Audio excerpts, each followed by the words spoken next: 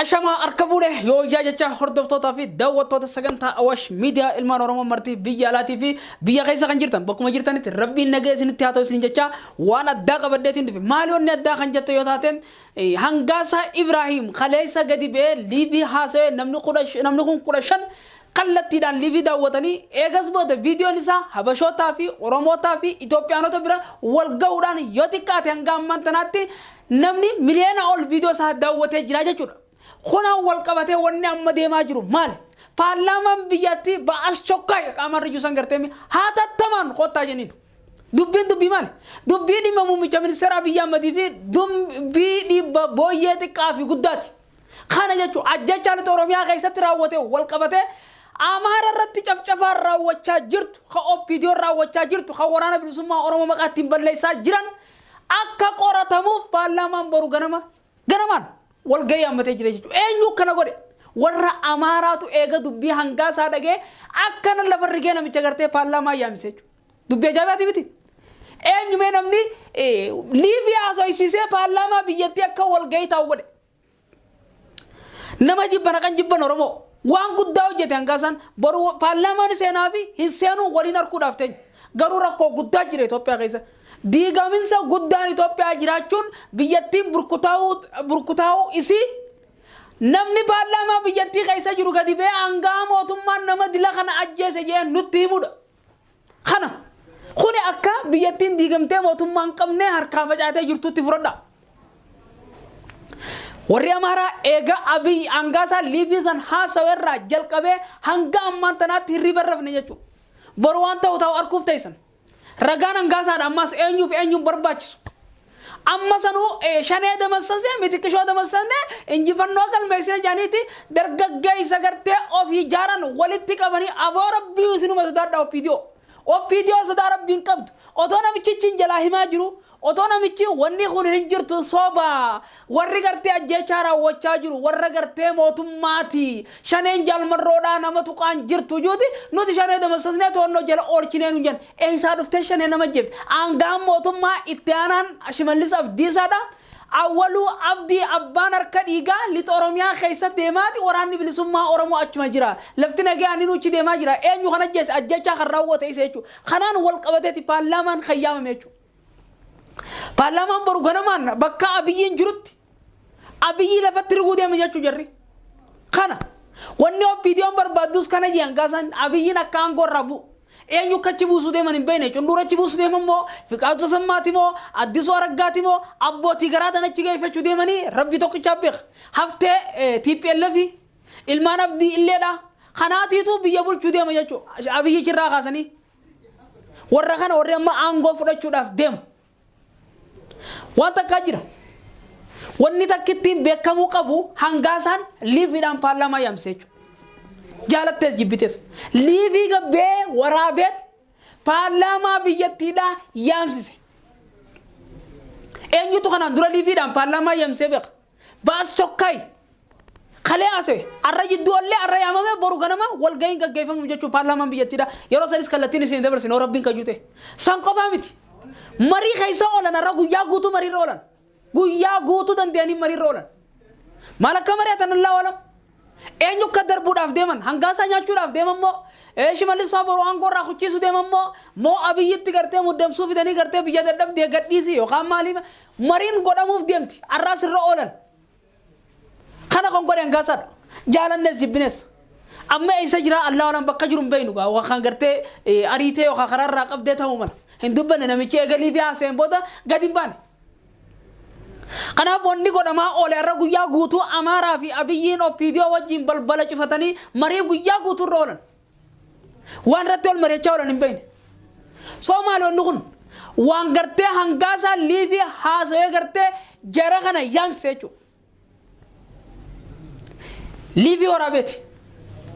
Dhugaa waraana bilisummaa Oromoo lafa kaa'e dhugaa Jawaar lafa kaa'e aboo Jawaar fa'aa wachaa jiran biyyi tun karaa mariitiin malee furmaatan fiddu biyyi tun marii malee bu'aan fiddu injifannoo hin harkattanii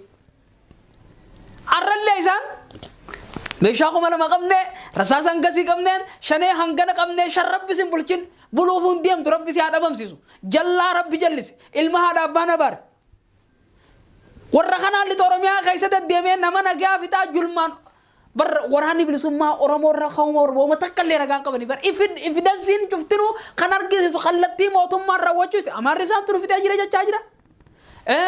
miseensi paarlaamaa biyyattii kan gocha kana raawwate isaanii jechaa jira eenyu kan waraana bilisummaa oromoo wayteen gocha san hojjetu arge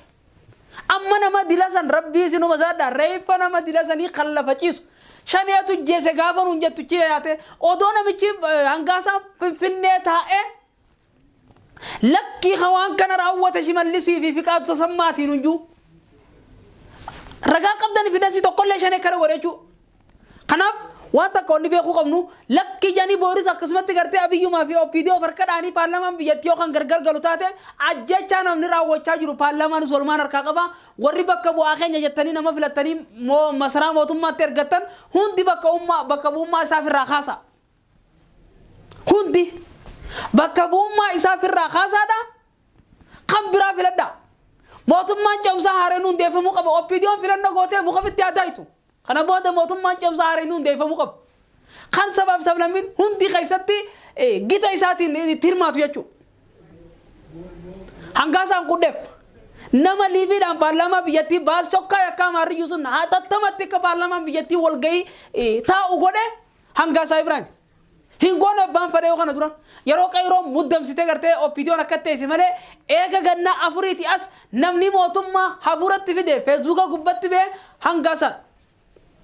yaamamne paarlaamaan kaleessa akkasiin liivii gabbee waraabee namni kumni 15 kallattiin raawwate wayita ammaan tana habashoonni rafne warri hojii qabu hundi hojii dhiisee walii yaa jiran lakkaa idaa kan ufitaa jiru shanee miti shanee Shimallis Abdiisaa hundeesse warra rifeensa magaalaatti bitanii dargaggeessa gartee mindaa kafalanii fi deemanii ajjechaan irratti raawwatan isaanuma kana deemanii qabanii isaanuma kana deebi'anii gadhiisanii isaanuma kana ajjechaa raawwatan jechuudha abaa wal sobuun durafte namni sobaan jiraachuun hafeera kanaaf wanni guddaan waraanni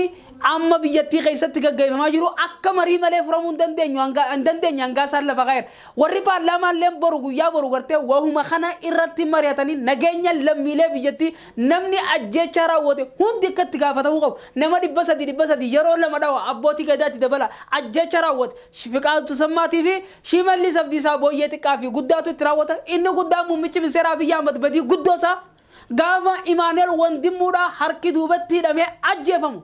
bulchaa biyyattii ta'e eenyuutu ayyama isinii kanneen nama harka duubatti hidhaa ajjeesaa isiniin jeejee gaafachuudha baate sanafummaa isaati dadhabummaa isaati jechuudha biyyatti harka isaa jiraachuu dhabuu isaati harkisiisa.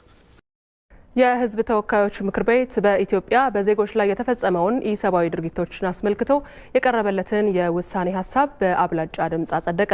በዜጎች ላይ የሞትና የአካል ጉዳት ያደረሱ አካላት በህግ እንዲጠየቁ ምክር ቤቱ አሳስቧል። ቶማስ ኃይሉ የህዝብ ተወካዮች ምክር ቤት ባካሄደው 6ኛው ልዩ ስብሰባ በኢትዮጵያ በተለያዩ ክልሎች በንጹሃን ዜጎች ላይ የተፈጸሙ ኢሰብአዊ ድርጊቶችን በሚመለከት የቀረበለትን የውሳኔ ሀሳብ ላይ ተወያይቷል። በግፍ ለተጨፈጨፉ ዜጎች የህሊና ጸሎት በማድረግ የተጀመረው የምክር ቤቱ ስብሰባ በኦሮሚያ፣ በጋምቤላ፣ በደቡብ፣ በቤንሻንጉል ጉሙዝ፣ በአማራና በአፋር ክልሎች በዜጎችና በጸጥታ አካላት ላይ የደረሰውን ኢሰብአዊ ጭፍጨፋ ምክር ቤቱ አውግዟል። hangaasaan kallattiin Abiyyi dha'uudhaaf siifiin deema Abiyyi jen gadi bahii dubbadhu jen yoo gadi baateen dubbanne siifiin deema sirrattiin duulu deema jeeti dhageeffadhaa fidiyoo. Sitti mujjirraanu dhagayatis indee ilaalteen gartu moosii ayyama kanneef Dr. Abiy nutti migaa isaan dhiisnee sitti bobbaana. Siifiin deemaa jechuudha wanni paarlaamaa yaamse kana achi qabee as qabii miti Shimallis dha'uu fi booyyee xiqqaa dha'uu fi ajjechaa lixa Oromiyaatti Amaara irratti raawwate odoo hin taane ammoo wanni guddaan Abiyyi hollachiisee Amaaras lafatti kaase ajjechaa lixa Oromiyaa keessa raawwatame kana Amaarri ajjeefame kan OPDOon ajjeeftee fi akkasuma gartee Abiyyi yoon ani gartee sirratti bobbaaneeti waan kana gadi baafteen dubbattu taanaan siifiin deemaan Abiyyiin hogguusuma lafaa ol ka'ee paarlaamaa yaamse jechuudha gurbaan dhiira boo haa bulu mataan haa jiraatu OPDO miti maaliif wasa kaa'uun taane ho'iita gartee dhugaa harka gadi ba'ee dubbachuun kanneen gartee hektaara guurratan arrallee biyya alaa ta'aniiti mindaa maali lafa isaanii manarra ijaarrachuudhaaf shanee qabne rasaasa gas godhe injifannoo galmeessine opereeshinii godhe maal baaqeetii injifannoo tam galmeessee oriyaa jirtanii hangaasaan isinitti himee jira baqachaa jirtanii tam shaneen ati ariitee qabdu shaneen si ariyaa jirti ati fiigaa jirta kan si ari'aa jiru waraana bilisummaa Oromooti kijiba rasaasa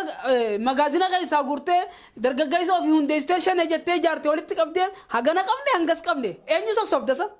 namni akkuma keetiin loonsi fakkaate biyya alaa taa'ee sanuu injifachuu injifannoo minaamin kana galmeessa feesbuuka isaa gubbaa maxxas goota feesbuukaan injifannoo galmeessaa jirta. Kachilolaa jiru dhiira bar yoo dhiira taate gartee deemi loli rasaasa baadhadhu dhugaasiin argisiisi. Kanaaf warri isin qabdanis warruma foondeestanii warri boojitanis warra keeysanii rasaasni keeysanii kan ittiin fixaa jirtan isaaniif kuni gartee nuti ragaan hin barbaachisu jechuun manni Oromoo akka uummata Oromoottis akka sabab sablammii Itoophiyaa kan Oromiyaa keessa jiraatanittis ragaa tokko illee hin feesu jechuun nama bakka bu'aa uummataa ta'e miseensa paartii Bilisiginnaa miseensa bakka bu'oota uummataa isa kan gadi bee abalu warri ajjechaa raawwachaa jiru amaara isiniitu isaatu isinirratti raawwachaa jira jee isin saatin garuu wanni abiyyiin gadi bee baallaa maayameef maaloo kan jettan taate hangaasaan atis siifin dhufan hangaasaan maaliif beengadda jawaarratti duulee arrata gongora harkee jawaarfaa dhiifama gaafatee waraanni bilisummaa Oromoo nama ajjeesaan jiru jee namichi kun miseensa paarlaamaati jara kanarraa dhimman qabu mindaa nyaachaa jira lafa barbaade jara keessa jiraanu fudhata Shimallisiif harka tumee ajjechaa dhoysee maal dhoysee fudhachuu danda'a garuu dhugaan dhoysu jee Shimallisiif warra hunda waliin saaxilee akkasi warra dhiifama gaafatu barbaachisus gaafatee jara saaxiluu barbaadu saaxilee jechuudha dhugaadha kun shakkiin qabnutis kana dubbachaa turreedha jechuu barbaadeeti egaa waan addaa dhufu ta'a marii guyyaa irraan tanaa irra oolan qabannee isiniif deebina amgasuu viidiyoo kana daawwadhaa.